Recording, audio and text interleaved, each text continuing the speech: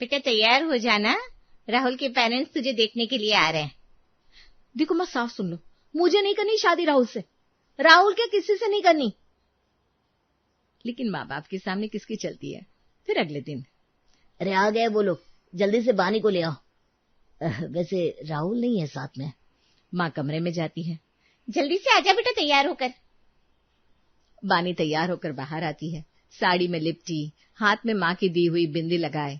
Drawing room में राहुल के mummy papa बैठे हैं, पर राहुल कहीं नजर नहीं आता। ये लड़का कहाँ गया? इतनी मेहनत से तैयार हुई और जिससे शादी करवा रही हो वही नहीं है। क्यों भाई? बेटा राहुल नहीं आया है साथ में। अभी तो तुझे शादी नहीं करनी थी और अब लड़का ढूंढ रही है। जी ये है हमारी बानी। वैसे राहुल नहीं दिख रहा। अरे भाई साहब, वो ऑफिस में मीटिंग में फंस गया, वो बोला बाद में आ जाएगा, आप लोग बात कर लीजिए। राहुल की माँ बानी को गौर से देखती है और मुस्कुराती है। वाह, बहुत प्यारी है लड़की। बानी बेटा इधर आजा, बैठ मेरे पास। बानी सामने सोफे पर बैठती है, थोड़ी असहज। तो बेटा क्या शौक है आपका, क्या करती हैं आप? जी कोई खास शौक तो नहीं है, वैसे मैं जानती हूँ आपकी कहने का क्या मतलब है। वो क्या है ना आंटी जी, एक बात साफ बता देती हूँ पहले से, मुझे खाना बनाना नहीं आता। साड़ी भी आज पहली बार पहनी है और गिरते गिरते बची हूँ। बानी? राहुल की माँ हंस पड़ती है और बानी की माँ का हाथ थाम लेती है। अरे नहीं नहीं, घबराओ मत, मुझे बहू चाहिए, नौकरानी नहीं। खाना बनाने के लिए कुक रखा है घर में। मुझे तो बस इतना चाहिए कि मेरे बेटे को खुश रखे और घर में हंसी खुशी रहे।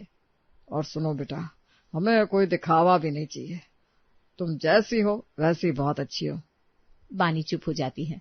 सोचा था ना बोल देगी सामने, पर ये लोग तो। अच्छा चलो, ये अंगूठी रख लो निशानी समझ के, बाकी बात राहुल से मिलकर पक्की कर लेंगे। बानी अंगूठी हाथ में लिए बस देखती रह जाती है, ना कहने की हिम्मत ही नहीं जुटा पाती। राहुल के मम्मी पापा के जाने के बाद घर में खुशी का माहौल है। बानी की माँ आंखों में आंसू लिए मिठाई बांट रही है। देख लिया कितने अच्छे लोग हैं, तेरी किस्मत खुल गई बेटा। बानी हल्का सा मुस्कुराती है, फिर चुपचाप अपने कमरे में चली जाती है। दरवाजा बंद करके फोन निकालती है और नितिन को कॉल लगाती है। हाँ बानी बता क्या हुआ? नितिन बहुत बड़ा लोचा हो गया यार, रिश्ता पक्का हो गया मेरा। अंगूठी तक दे गए ये लोग, अब मैं क्या करूं? अरे रुक रुक, इतना घबरा मत। सुन एक काम कर, तू उस लड़के राहुल से मिल और उसे ये फील करा कि तू बीवी मटेरियल नहीं है। कुछ ऐसा करके दिखा कि वो खुद पीछे हट जाए। मतलब जैसी तू है ना वैसी उनके सामने पेश हो जा। कोई ड्रामा नहीं, कोई दिखावा नहीं, असली वानी दिखा दे उसे, भाग जाएगा वो खुद। हाँ यार ये आइडिया सही है। पर नितिन एक बात सुनना। हाँ बोल। मैं शादी करूंगी तो सिर्फ तुझसे करूंगी, वरना किसी से नहीं करूंगी, ये फाइनल है। पक्का वादा? पक्का वादा। कैफे में बानी और राहुल आमने सामने बैठे हैं। राहुल सच में स्मार्ट दिखता है। बानी एक पल को देखती रह जाती है, फिर खुद को झटकती है। फोकस बानी फोकस, दिमाग में सिर्फ नितिन रहना चाहिए। तो बानी जी, सॉरी बानी, बताओ क्या पूछना है मुझसे। मुझे पता है तुम्हारे मन में कई सवाल होंगे। हाँ है ना, सीधा सवाल, लाइफ से क्या चाहिए तुम्हें? काम, बहुत सारा काम। पापा का बिजनेस है, उसे आगे बढ़ाना है, फैमिली के लिए कुछ बड़ा करके दिखाना है, यही सपना है मेरा। और शादी, वो भी फैमिली के लिए कर रहे हो क्या? देखो मुझे अपने मम्मी पापा पर पूरा भरोसा है, उन्होंने जो भी चुना अच्छा ही चुना होगा। वैसे भी मैं इतना बिजी रहता हूँ कि खुद ढूंढने का टाइम ही नहीं मिलता। यानी शादी भी एक टास्क है तुम्हारे लिए, टिक मार्क करने वाला? राहुल हंस पड़ता है। अरे नहीं यार, ऐसा नहीं है। अच्छा तुम बताओ कुछ अपने बारे में। मैं मुझे बिंदास जिंदगी जीनी है, किसी के अंडर रहकर, किसी से डर के, किसी बंधन में बंध के नहीं जी सकती मैं। ना टाइम टेबल, ना रोक टोक, समझे कुछ? अरे मैं तुम्हें बांधूंगा क्यों भला? हर इंसान अपनी जिंदगी एक ही बार जीता है ना, तो मैं किसी और की जिंदगी क्यों खराब करूं? मेरा तो मानना है जियो और जीने दो, तुम्हें जैसे रहना है वैसे रहो, मुझे कोई प्रॉब्लम नहीं है। बानी चौंक जाती है, थोड़ी देर चुप रहती है। ये तो हर बात पर हाँ कर रहा है यार, ये तो प्लान ही फेल कर देगा। कुछ और पूछना है? नहीं बस ठीक है, अच्छा लगा बात करके। मुझे भी। चलो फिर मिलते हैं। बानी घर पहुंचती है, दिमाग में उथल पुथल मची है। माँ उत्सुकता से पूछती है, कैसा लगा राहुल, बताना कुछ। ठीक है माँ, बाद में बात करती हूँ। वो सीधा कमरे में चली जाती है। कुछ देर बाद घर में फोन की घंटी बजती है। राहुल के घर से फोन आता है। भाई साहब, राहुल को तो बानी बहुत पसंद आई, हमारी तरफ से पूरी हाँ है। बानी की माँ खुशी से चिल्लाती है। पूरे घर में मिठास फैल जाती है, पर बानी अपने कमरे में इधर से उधर टहल रही है, परेशान। ये कैसा लड़का है यार, मैं कुछ भी बोलूं ये हर बात पर हाँ करा। जियो और जीने दो, मुझे प्रॉब्लम नहीं। अरे कुछ तो ना बोल मुझे। अब मैं क्या करूं, नितिन को क्या बताऊं। वो फोन उठाती है, नितिन का नंबर डायल करती है। आवाज में साफ घबराहट है। फोन कान से लगाए बानी कमरे में चक्कर काट रही है। नितिन दूसरी तरफ चुपचाप सुन रहा है। नितिन सुन तो सही, ये लड़का ना हर बात पर हाँ बोल रहा है। मैंने कहा बंधन में नहीं रहना, बोला ठीक है। मैंने कहा बिंदास रहूंगी, बोला कोई प्रॉब्लम नहीं। अब मैं क्या बोलूं इसे। अरे ये तो एकदम चालू किस्म का निकला यार। ये टाइप वाले लड़के ना सबसे खतरनाक होते हैं, हर चीज में हाँ बोल के फंसा लेते हैं। इसको अलग तरीके से ट्रीट करना पड़ेगा। कैसे अलग तरीके से? मेरे पास टाइम नहीं है नितिन, घर वाले शादी की डेट फिक्स करने पर तुले हैं। अरे सोचता हूँ ना कुछ। सुनना, एक आइडिया है मेरे पास, हम दोनों शादी कर लेते हैं, कोर्ट मैरिज। घर वालों को बाद में बता देंगे, जब तक बात पक्की हो जाएगी तब तक कोई कुछ नहीं कर पाएगा। अभी इतनी जल्दी?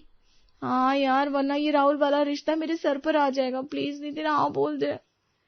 ठीक है चल करते हैं, पर एक बार मेरी माँ से मिलने पहले अब बता दो, थोड़ी स्ट्रिक्ट है वो।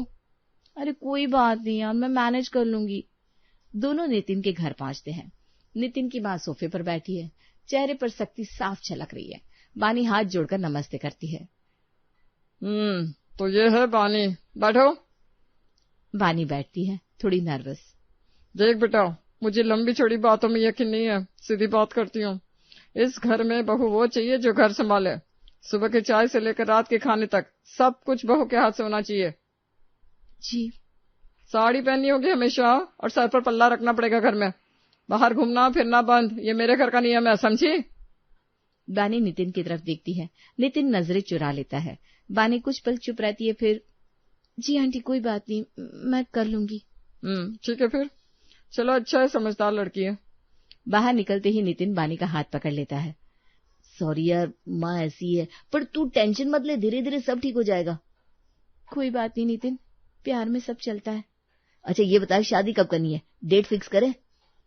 अब थोड़ा टाइम देना मुझे, मैं जल्दी बताती हूँ। घर पे भी थोड़ा मैनेज करना होगा ना। ठीक है, जैसा तू कहे।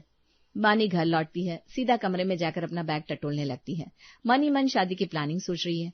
तभी दरवाजा खटखटाकर माँ अंदर आती है। चेहरे पर बड़ी रौनक है। बानी सुन तो जरा, बड़ी खुशखबरी है।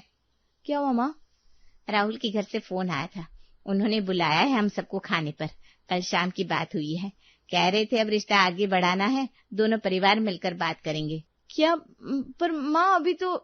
अरे क्या अभी तो, बेटा इतने अच्छे लोग हैं, इतनी इज्जत से बुला रहे हैं, तो तैयार रहना कल अच्छे से। बानी की माँ खुशी खुशी कमरे से बाहर निकल जाती है। बानी वहीं बैग हाथ में लिए बैठी रह जाती है। चेहरे पर उलझन साफ झलकती है। हे भगवान, एक तरफ नितिन की माँ का फरमान, दूसरी तरफ राहुल के घर खाने का बुलावा। अब मैं करूँ तो क्या करूँ? वो फौरन फोन उठाती है, नितिन को कॉल लगाती है, पर नितिन कॉल नहीं उठाता और आखिरकार उसे राहुल के घर जाना पड़ता है। राहुल के घर पहुंचते ही बानी की आंखें फटी रह जाती है। पूरा घर किसी मैगजीन के पन्ने जैसा लगता है। एक बाई खाना बना रही है, दूसरी टेबल सजा रही है। राहुल की माँ जींस टॉप में बालों को पोनीटेल किए दरवाजे पर ही स्वागत करती है। आओ आओ बानी, बैठो, बिल्कुल घर जैसा समझो। ये सास ही है फ्रेंड, जींस में। बानी की माँ आगे बढ़कर हाथ मिलाती है। राहुल के पापा भी बड़े कैजुअल अंदाज में हंसी मजाक करते हैं। तभी दरवाजा खुलता है और राहुल अंदर आता है। स्मार्ट शर्ट, बाल सेट, चेहरे पर मुस्कान। ये लड़का हर बार पहले से ज्यादा हैंडसम कैसे लगता है यार। हाय बानी, सॉरी लेट हो गया थोड़ा। कोई बात नहीं। खाने की टेबल पर बातें चलती रहती है। माहौल इतना सहज है कि बानी को अजीब लगने लगता है। खाना खत्म होते ही राहुल उठता है। चलो बानी, तुम्हें अपना कमरा दिखाता हूँ। बानी उसके पीछे पीछे जाती है। कमरे में घुसते ही ठिठक जाती है।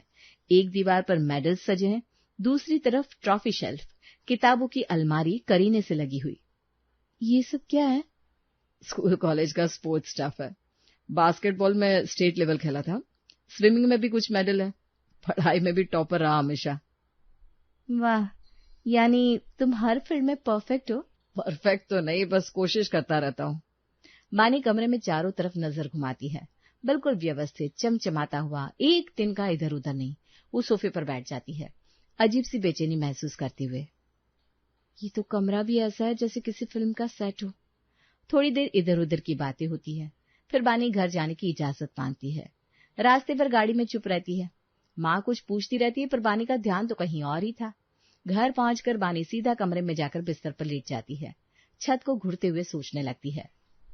फैमिली परफेक्ट, घर परफेक्ट, लड़का परफेक्ट, सास तक इतनी कूल कि यकीन नहीं होता। कुछ तो गड़बड़ है यार, इतना सब परफेक्ट कैसे हो सकता है किसी की जिंदगी में। वो करवट बदलती है। मन में एक अजीब सी उलझन घर करने लगती है। एक तरफ नितिन का सादा स्ट्रगल भरा घर, दूसरी तरफ राहुल की चकाचौंध भरी दुनिया। समझ में नहीं आ रहा मैं किसके लिए क्या फैसला ले रही हूँ। बानी की सहेली रिया ससुराल से आई होती है।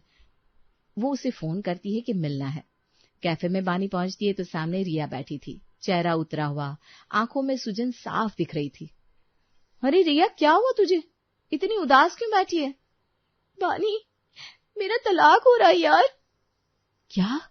तूने तो लव मैरिज की थी ना समर से, इतना प्यार करते थे तुम दोनों। किया था यार, पर शादी के बाद सब बदल गया। सास दिन रात ताने मारती, हर बात में नुक्स निकालती, और समर तो माँ का पल्लू पकड़े रहता हमेशा। मैं जो भी बोलूं पहले वो माँ से पूछता, माँ जो बोले वही फाइनल। मतलब जो प्यार में इतना डूबा था वो शादी के बाद सब प्यार हवा हो गया बानी। माँ के आगे उसकी कोई मर्जी नहीं चलती थी। मैं रोज लड़ती समझाती, पर वो बस माँ ठीक ही बोलती है कहकर टाल देता। आखिर मैं थक गई। बानी चुप बैठी सुनती रहती है। दिमाग कहीं और चल रहा है। नितिन की माँ का सख्त चेहरा, साड़ी और पल्ला वाली बात याद आने लगती है। अगर नितिन भी शादी के बाद ऐसा ही निकला तो, माँ के आगे झुक गया तो? तू कहाँ खो गई बानी? अब कुछ नहीं यार, बस सोच रही थी। रिया थोड़ी देर और बातें करके निकल जाती है। बानी वहीं बैठी उलझन में डूबी रहती है। तभी फोन बजता है, नितिन का मैसेज, नीचे आजा, मिलने आ रहा हूं। बानी घर के बाहर आती है। नितिन हाथ में एक बैग लिए खड़ा है, चेहरे पर उत्साह। ये ले बानी, तेरे लिए लाया हूं। बानी बैग खोलती है। एक साड़ी, एक रेसिपी बुक और एक किताब जिस पर लिखा है सास ससुराल को कैसे खुश रखें। रिया का तलाक हो रहा है और तेरी वो किताब साड़ी सब देखकर लगा जैसे मेरी जिंदगी भी वैसी बनती जा रही है। और उधर राहुल का रिश्ता भी सर पर लटका है, माँ उसी की तैयारी में लगी है।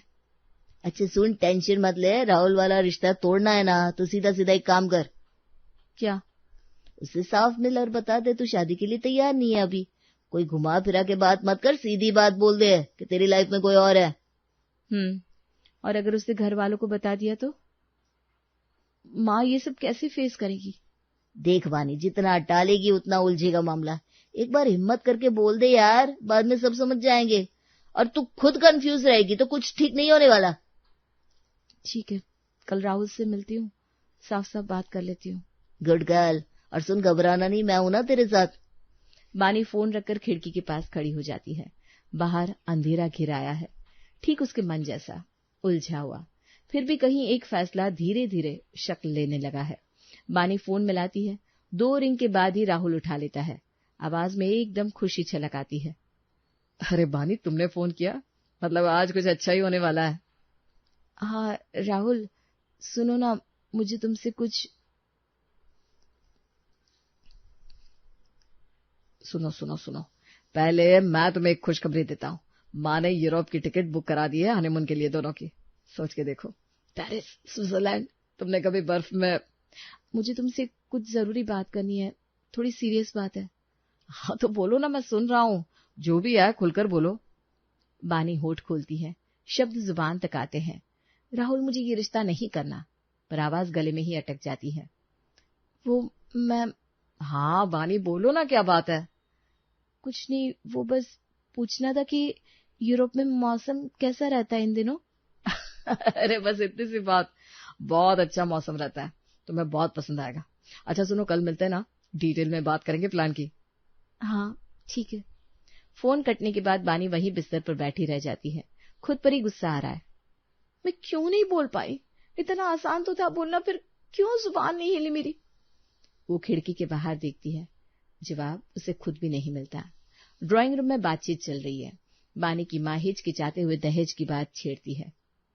वो राहुल जी के घर वाले हैं, हम अपनी तरफ से जो बन पड़े। देखिए, ये बात दोबारा मत छेड़िएगा। मुझे बहू चाहिए, दहेज नहीं। बानी हमारे घर आ जाए, यही बहुत है हमारे लिए। तभी बानी का फोन फिर बजने लगता है। नितिन। वो झट से फोन काट देती है। 2 मिनट बाद फिर घंटी बजती है। वो फिर काट देती है। किसका फोन है बानी? बार बार आ रहा है, उठा लो ना। बानी एक पल रुकती है, फिर गहरी सांस लेकर बोलती है। राहुल, एक बात बताऊं तुम्हें? नितिन मेरा बॉयफ्रेंड था। मैंने सोचा था उससे शादी कर लूंगी। तुमसे रिश्ता तोड़ने की प्लानिंग भी कर रही थी उसके साथ। पूरे कमरे में सन्नाटा छा जाता है। राहुल की माँ और बानी की माँ एक दूसरे को देखती हैं। लेकिन ये मेरी गलती थी राहुल। सच कहूं तो मुझे तुम पसंद हो। हर माँ बाप बस यही चाहते हैं कि उनकी बेटी अच्छे से रहे, खुश रहे। और मुझे लगता है तुम्हारे साथ मैं ज्यादा अच्छे से रहूंगी, और इससे मेरे माँ बाप को जो खुशी मिलेगी वो मेरे लिए सबसे बड़ी बात है। राहुल कुछ देर चुप रहता है, फिर मुस्कुराते हुए बानी का हाथ थाम लेता है। बानी, सच बताने की हिम्मत बहुत बड़ी बात होती है। मुझे कोई प्रॉब्लम नहीं है। हम आज से नई शुरुआत करते हैं। मैं शादी के लिए तैयार हूँ। दोनों घरों में खुशी की लहर दौड़ जाती है। मिठाई बंटती है। सबके जाने के बाद बानी कमरे में आकर नितिन का फोन उठाती है। अरे कहाँ थी इतनी देर से? सुन, अगर मेरी माँ पूछे कि तुम्हारा घर शादी के बाद नितिन के नाम तुम्हारे माँ बाप कर देंगे तो हाँ बोल देना। और तुम्हारी माँ के गहने पहन के आना, शादी में सारा इंतजाम हो गया अपना। नितिन, मैं तुमसे शादी नहीं कर रही हूँ। क्या बकवास है बानी? तुम जैसे लालची इंसान के साथ मैं अपनी जिंदगी बर्बाद नहीं करूंगी। मुझे वो जिंदगी चाहिए जो मेरे माँ पापा ने मेरे लिए सोची है। और सच कहूं तो अब मैं राहुल से प्यार करती हूँ। फोन काटकर बानी खिड़की के पास खड़ी हो जाती है। चेहरे पर पहली बार सुकून की मुस्कान है। बाहर आसमान साफ है, बिल्कुल उसके मन के जैसा।